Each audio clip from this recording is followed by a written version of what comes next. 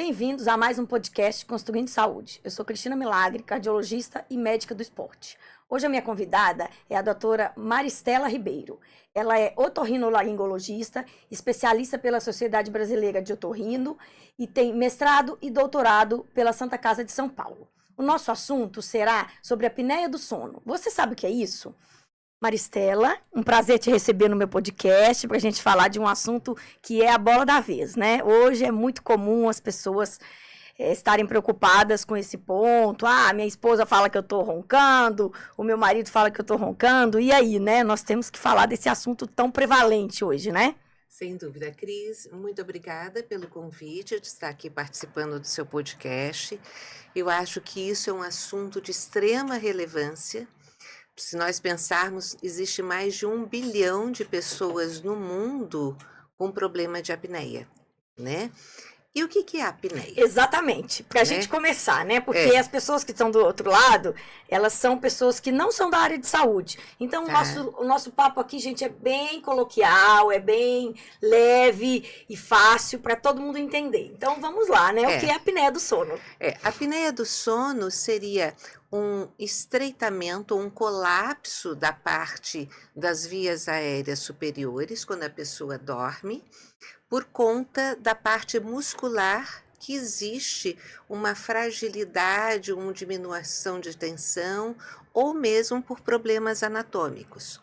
Então, a apneia pode ser total, né? Quando você tem um estreitamento de mais de 90%, com repercussão na oxigenação do sangue. Então, você tem uma pausa da respiração, né? Isso. A pessoa para de respirar, né? Dormindo. Ou também uma hipopneia, que não seria uma pausa completa. Uma obstrução parcial da via aérea. Exatamente. E aí também tem as suas repercussões. Tanto uma como a outra leva a despertares do sono ou uma alteração das fases que a pessoa dorme, que são importantes a pessoa ter todas as fases do sono muito bem estabelecidas. Pois é, pessoal, porque assim, o otorrino e o cardiologista conversam muito sobre esse assunto. Por quê? Na minha área, na cardiologia, a apneia do sono, como a pessoa fica acordando muito, ela não desce para o sono profundo, né? Porque a gente tem as fases do sono e o sono profundo é chamado de sono REM. Então, em torno de 20% a 25%, né, Maristela? Tem que ser sono REM de todo o nosso sono. E, por exemplo, na minha área, as pessoas podem desenvolver hipertensão arterial, porque estão tendo apneia do sono, arritmias. Então, é uma condição muito importante. E na área da Maristela, ela vai explicar as coisas que podem acontecer na qualidade da saúde, né, da pessoa, quando tem apneia do sono.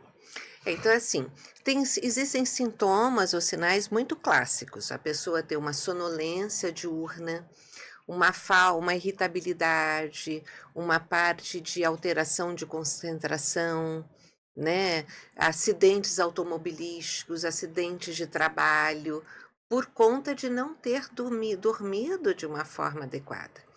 Mas como é que a pessoa geralmente chega no consultório? Que eu acho que isso é muito importante.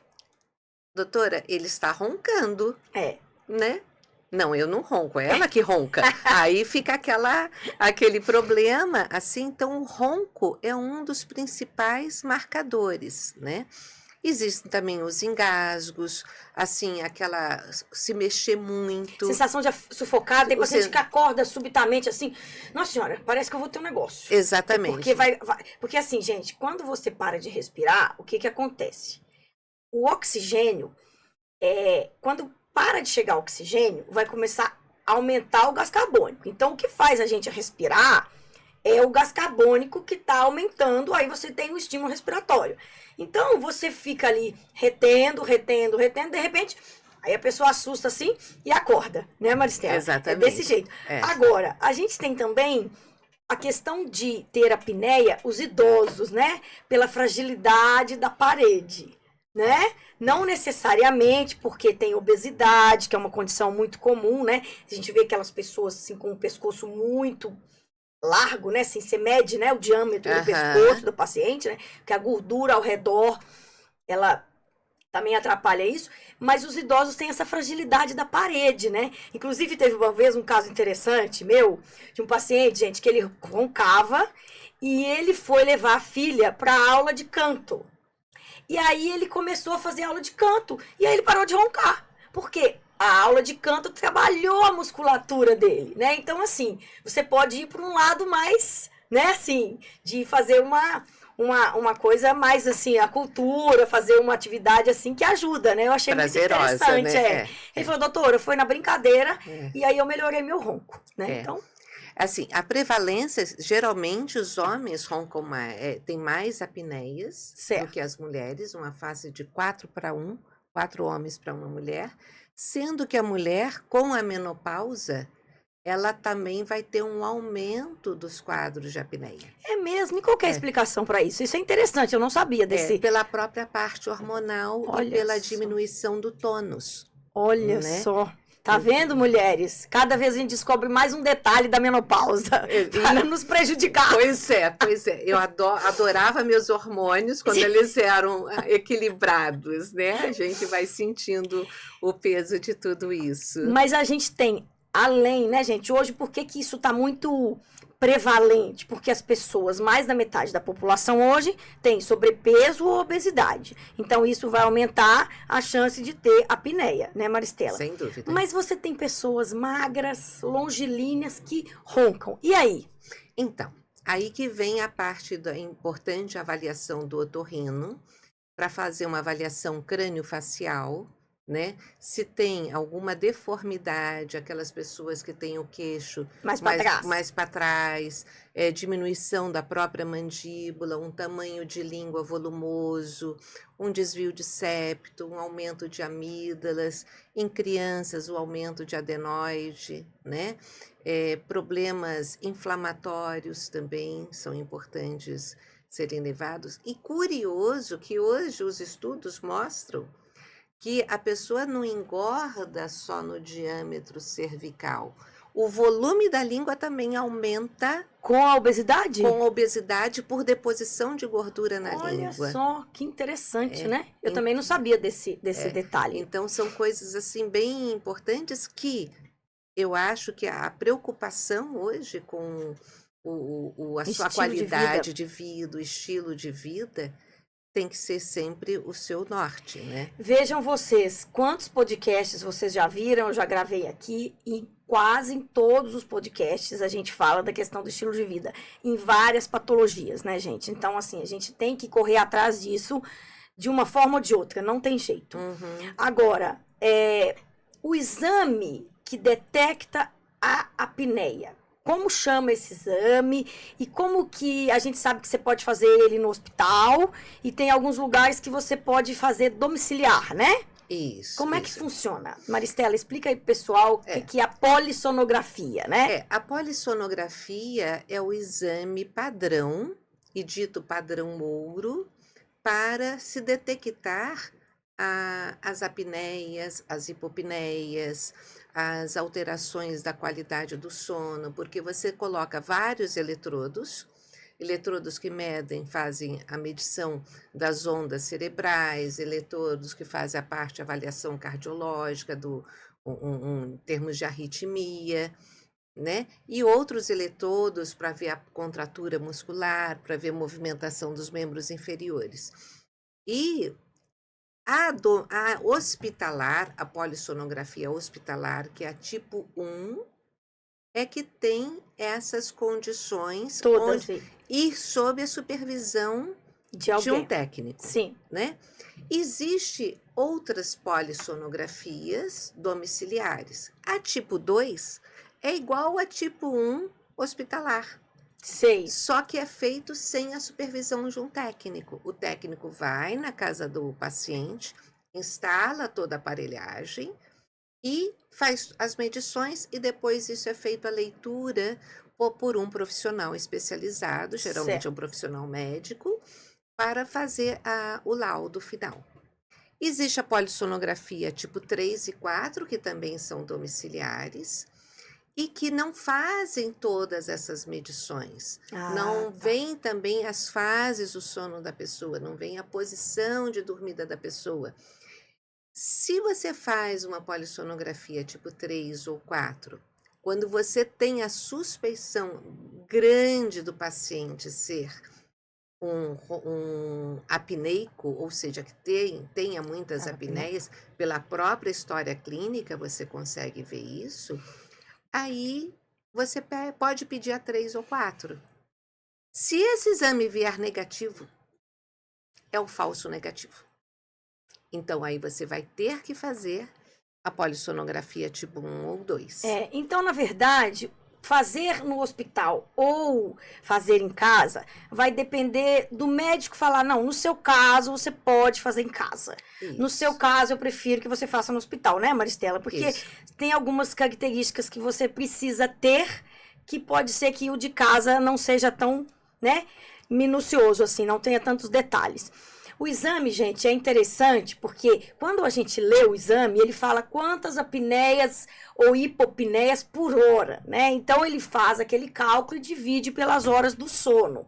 E também se a pessoa teve apneia quando estava de barriga para cima, ou estava de lado, né?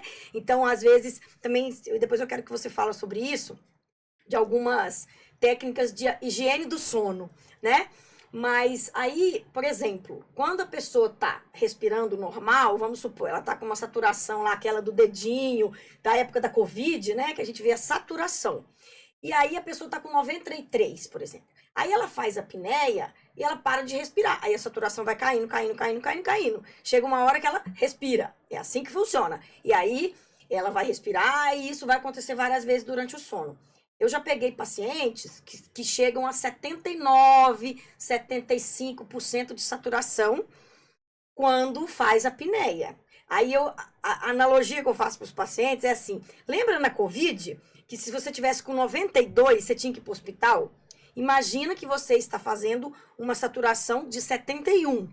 Aí a pessoa fala: poxa, doutora. Eu falei: pois é. Então você tem que ir no otorrino e resolver esse problema, né?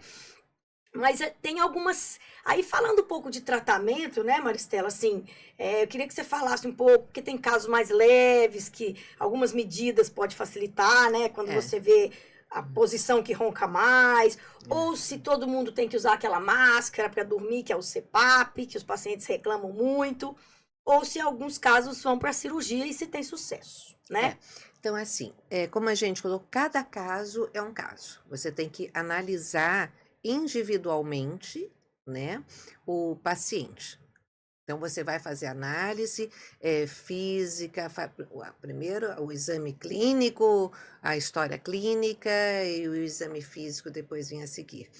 Se você observar que tem alguma coisa que está efetivamente atrapalhando isso, tipo uma amígdala de um tamanho muito grande, um desvio de septo muito grande, né? Você pode propor para o paciente uma cirurgia. Mas se isso não é tão relevante, né? O que você pode adotar? Aí você faz análise do sono, ali pela polissonografia, e você vê a posição que o paciente está dormindo, né? Às vezes tem coisas muito fáceis até da pessoa fazer, né? Eu tô tendo apneia basicamente quando eu tô de barriga para cima. Muito bem, eu oriento assim, a pessoa às vezes fica chocada. Só isso? Só isso, eu vim aqui na médica para ela falar só isso, né? Faz sim, existem travesseiros específicos para você manter a posição para não ficar de barriga para cima, mas se a pessoa não quiser lançar mão desses travesseiros, pode mandar confeccionar um cinto de tecido em que fica uma bolinha presa atrás e o cinto fecha na frente. Olha que legal. Então, quando ele vai se virar, não tem jeito. Não tem jeito, ele vai sentir um desconforto. Aí ele vira de volta. E vira de volta, né? E aí vai acabar condicionando um sono, como aquelas teorias do ratinho na gaiola, né? Do Pavlov, aí que não vai dormir de barriga para cima. Aí o cérebro vai acostumando com aquilo. Vai acostumando com aquilo e ele passa a ter. Isso que você falou do seu paciente que pegou e foi fazer aula de canto, por quê? Ele fortaleceu toda essa musculatura cervical, faríngea, ou de dentro da boca, ou de trás do nariz, a parte do céu da boca, que é o palato, e criou um tônus, né? É interessante que também tem instrumentos de sopro que também podem propiciar isso. Como se fosse uma terapia mesmo. Uma Igual você vai fazer uma terapia, fisioterapia, você vai fazer essa exatamente. terapia, Então né? seriam terapias funcionais, né, da parte musculatura e da parte da função, ou seja, você restabelecer um tônus muscular para melhorar a função. É, porque vejam, a gente faz exercício de várias partes do corpo, né? Por exemplo, igual no caso de mulheres, eles ensinam, né, alguns exercícios de músculo da face para você ter uma pele melhor. Porque se você trabalhar e fizer exercício da face, vai ativar os músculos. Se Aham. você faz um canto, você faz alguma coisa nesse sentido, é a mesma coisa, né? Até com fonoaudióloga, né, que você pode fazer Pode ser esses acompanhamentos geralmente também. com fonoaudióloga, no que você falou, um professor de canto Canto, se a pessoa gostar também, disso, né? uma música, um instrumento É. também é interessante. Existe até hoje com esses recursos desses relógios inteligentes ou mesmo alguns aplicativos que orientam como você deve fazer o exercício de De estimulação da estimulação. musculatura oral, Tá vendo? né? É. Assim, o CPAP, né, Maristela, que é o aparelho, pessoal, que faz a pessoa não ter apneia ou diminuir drasticamente, né? Às vezes o paciente tem 70 apneias por hora, ou seja, mais de uma por minuto. Aí ele usa o CPAP, aí ele vai ter 4, 5, né? E o CPAP é o aparelho e você usa uma máscara. Tem vários modelos. Pega o nariz, ou pega aqui, ou pega os dois, né? Isso. Aí cada paciente se adapta a um tipo de máscara. E conectado, que vai lá no aparelho. Tem uns que a cânula vem pra frente. Mas tem paciente que fala, doutor, isso aqui não tem cabimento um negócio desse. Como é que alguém dorme com isso? Mas eu falo que o grande problema que eu acho, Maristela, você deve ver isso na prática demais.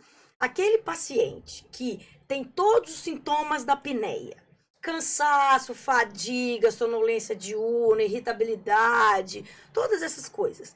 Às vezes está desenvolvendo pressão alta, ou já está tratando uma arritmia com remédio, mas se você não for lá no cerne da questão, você vai ficar tratando a arritmia, aquilo ali não vai sair do lugar. É igual a gente fala da obesidade, que se começa a tratar tudo ao redor.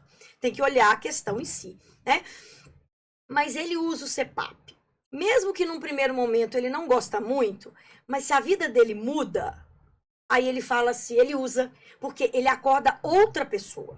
Agora, aquele que precisa, mas que não tem sintomas, que às vezes foi a esposa que falou que tinha que ir lá, porque tá roncando muito, é mais difícil essa pessoa se adaptar, porque ela não vê a diferença para ela, né? Na Uhum. prática.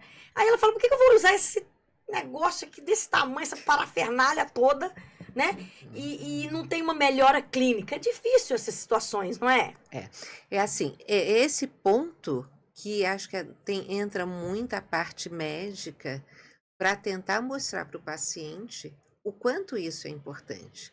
E quais seriam as consequências dele não estar usando. É. Por quê? A apneia, ela tem uma repercussão em vários setores, né?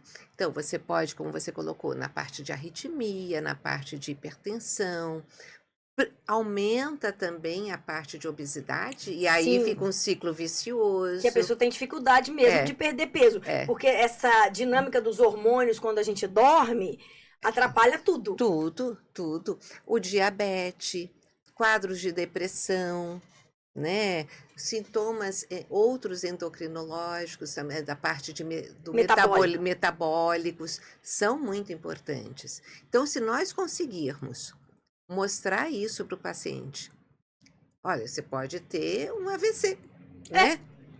Dormindo. Morte súbita. Você pode ter um infarto É. dormindo. Sim. Por quê? Porque a alteração que você colocou no início da concentração do oxigênio e da concentração do gás carbônico, isso leva a uma inflamação no corpo da pessoa muito grande, né?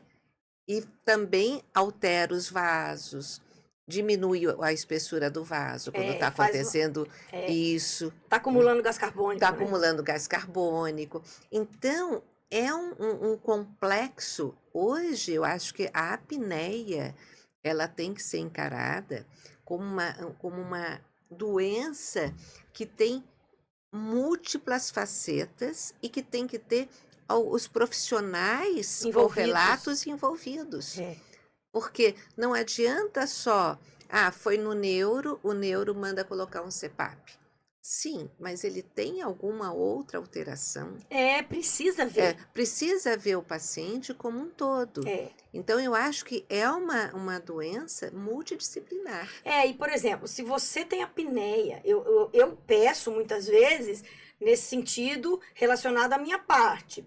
Ou se o paciente faz uma queixa, às vezes ele nem tem hipertensão, não tem arritmia, e aí quando eu peço e vem, eu falo, olha, primeiro que você já tem um risco maior de desenvolver arritmia e pressão alta. E eu falo, tem que ir no otorrino, porque ela tem que avaliar a sua via aérea, ela tem que ver alguma coisa que pode melhorar isso do ponto de vista cirúrgico ou não, para a gente minimizar essas complicações. Porque assim, gente, quando a gente dorme, a frequência cardíaca e a pressão arterial, elas caem, porque a gente está em repouso. Então, às vezes, uma pessoa que não ronca, você pega lá o Holter e ela às vezes está com 45 batimentos dormindo, 40, no sono profundo. Só que a pessoa que faz apneia, o que acontece? Primeiro, que às vezes ela nem chega nesse sono profundo, então ela não vai cair tanto a pressão e o batimento cardíaco. Só que aí o que acontece? Na hora que ela faz a apneia, essa dinâmica toda do corpo, a pressão sobe, a frequência cardíaca sobe, aí o paciente acorda assustado, e aí ele demora a dormir de novo. Então, essa dinâmica da frequência cardíaca e da pressão arterial, eu falo, vira um samba, fica uma bagunça. Então, assim, a gente sabe que a apneia do sono é um fator, é uma causa de hipertensão, né? E também a pessoa tem uma predisposição maior a ter esses problemas. Então, mexe com todo o corpo. Por exemplo, eu já tive paciente com 0 sono REM, ou seja, eu brincava, né? Falei, você tá parecendo um zumbi, você não dorme. Porque você dorme 5 horas, mas é como se não tivesse dormido nenhuma, porque o sono reparador, ele não veio, né? Não chegou lá. Porque você acorda tanto que não dá tempo de você descer. São 4 fases do sono, né, Maristela? Ou 5? 5. 5 fases do sono, gente, né? Então, assim, isso tudo a gente vê e a qualidade da pessoa como muda depois, como você bem colocou. Ela passa a dormir, ela passa a ter uma qualidade do sono melhor, ela passa a descansar durante o dia, a sua produtividade melhora, a sua concentração melhora, né? Então, assim, é muito interessante e que isso é um problema de saúde pública. Sim. Principalmente hoje, né? Com esse boom de obesidade, sobrepeso. Agora sim, Maristela, uma coisa importante. A polissonografia, ela vai classificar, né? A apneia leve, moderada, severa. E o CPAP, por exemplo, é para quem?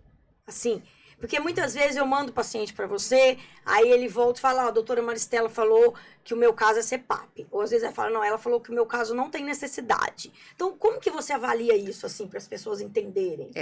Então, assim, a apneia, ela é classificada em leve, moderada e severa, né? Então, a apneia leve de 5 a 15 paradas Por hora. por hora, tanto de apneia como hipopneia. A moderada de 15 a 30 e a severa mais do que 30. A partir da apneia leve, você só indica numa apneia leve se ele tem sintomas diurnos muito importantes ou se ele tem outras doenças correlatas. Certo. Hipertensão, o diabetes, uma arritmia, aí você indica. Se for numa apneia moderada, aí moderada e severa, Já tem que praticamente usar. todos deveriam usar, Sim. né? Agora, se um paciente desse tem também algum fator anatômico associado, a gente fala, olha, você vai usar, Mas existe a possibilidade, com um tratamento cirúrgico, você pode vir a deixar de usar, Sim. né? Então isso tem que ficar. Mas tem casos que são tão graves que você vê, não tem nem coragem de pedir para o paciente esperar, você já indica um É CPAP. porque tá tão crítico, né? Aí você fala assim, ó, Exatamente, você vai usando como se fosse ponte para cirurgia. Mas exatamente. tem pacientes que mesmo operando não resolve, né, Não Maristela? resolve. Aí tem que manter o CPAP. É. Mas pelo menos você tirando o fator obstrutivo, ele vai ficar mais confortável em usar um CPAP. Ah, Isso é muito entendi. importante. Por quê? Porque quando você usa o CPAP, é uma pressão positiva que você está colocando dentro de si. Né? Vem uma pressão na máscara ou no nasal, ou oro-nasal, ou somente oral, é uma pressão positiva. Se você tem algum fator obstrutivo, fica mais difícil de você aceitar a máscara, né? Entendi. É, pessoal, porque o aparelho, ele joga um ar. Como se fosse, ele tem que vencer essa barreira, né? É, É como se fosse assim, é uma luta ali. é, Ali tá obstruído e o ar vai empurrar para abrir. Então isso, eles ficam ali, né, a musculatura ali fechando e o ar tentando ir. é, Então, se você diminui um pouco essa resistência, né, melhora. o conforto do paciente é maior, Entendi, entendeu? entendi. E assim, tem pacientes que a gente vê que mesmo ele operando, ele vai continuar usando o CPAP, mas a qualidade de vida dele modifica muito, né? Mesmo que ele tenha apneia e ele diminuiu isso que você falou aí, né? Diminuiu É, como essa que fala? Essa dinâmica. dinâmica toda, né?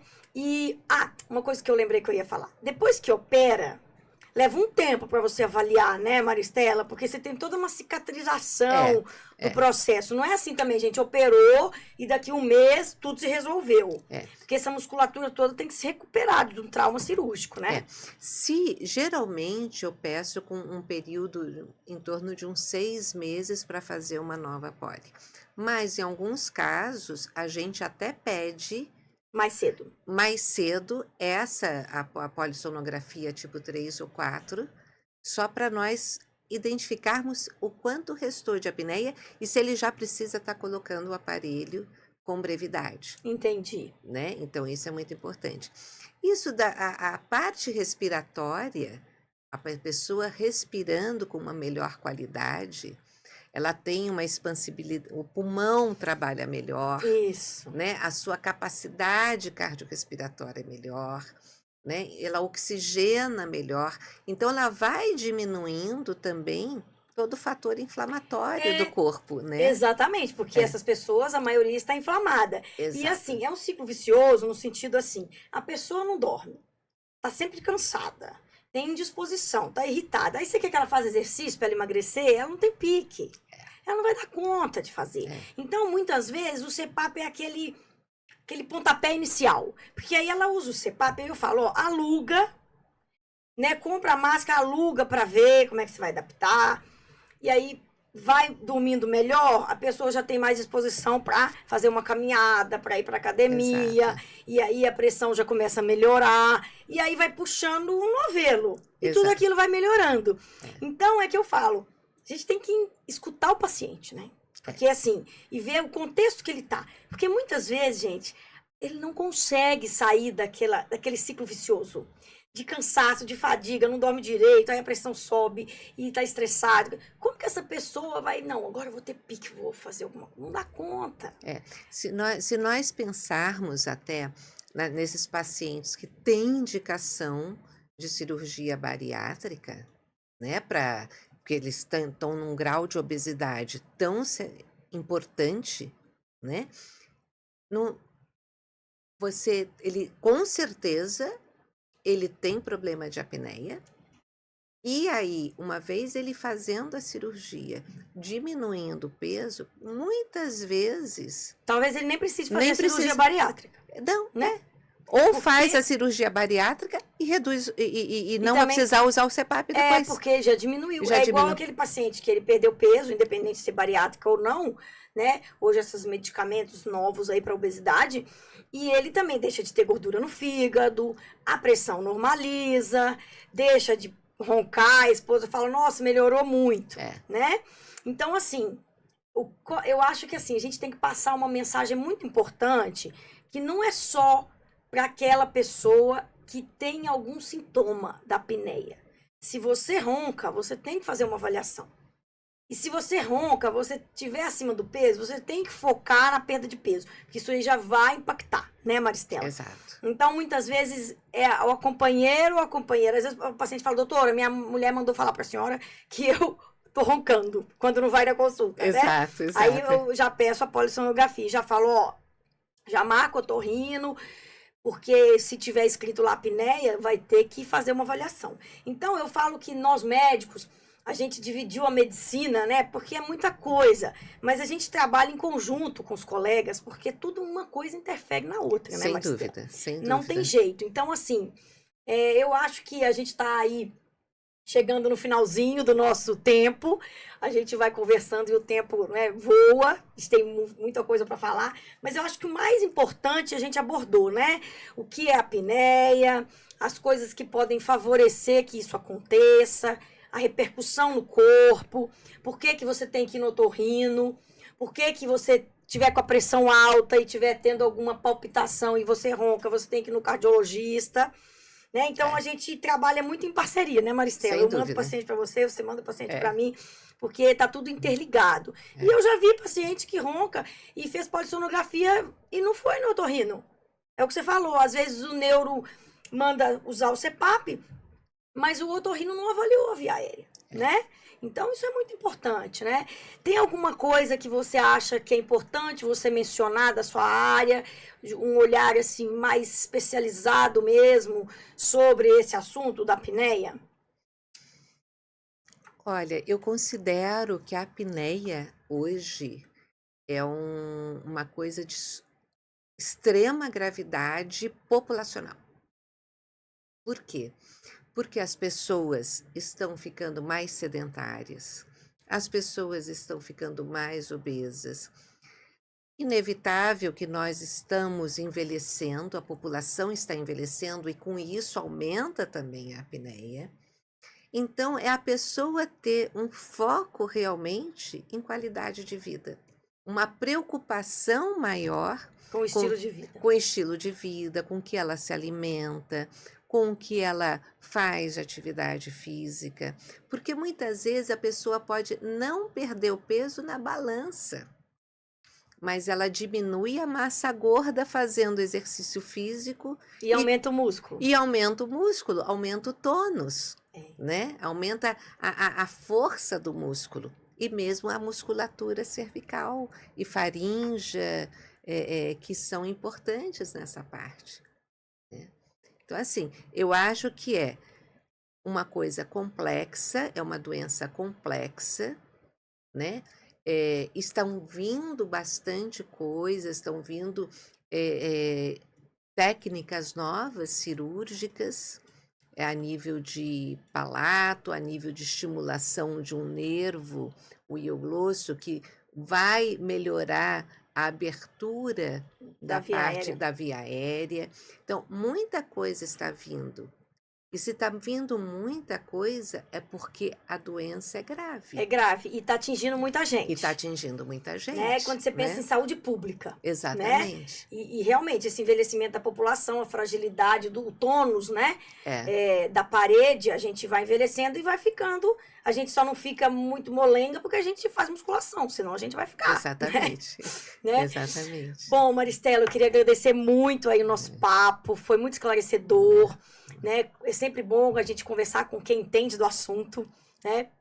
Então, eu te agradeço profundamente aí o nosso papo. E se você quiser falar suas redes para as pessoas, para elas te seguirem no Instagram, te conhecerem lá o seu trabalho também, fica à vontade. Tá, eu que agradeço mais uma vez essa oportunidade. Eu acho que isso tendo uma divulgação, quanto maior a divulgação, tanto maior a conscientização das pessoas. Sim. Portanto, é importante. Eu tenho o Instagram, doutora Maristela Ribeiro, tenho a rede de WhatsApp, enfim, né? Então, depois a gente coloca, tá Então bom? tá bom, gente. Então até o próximo podcast.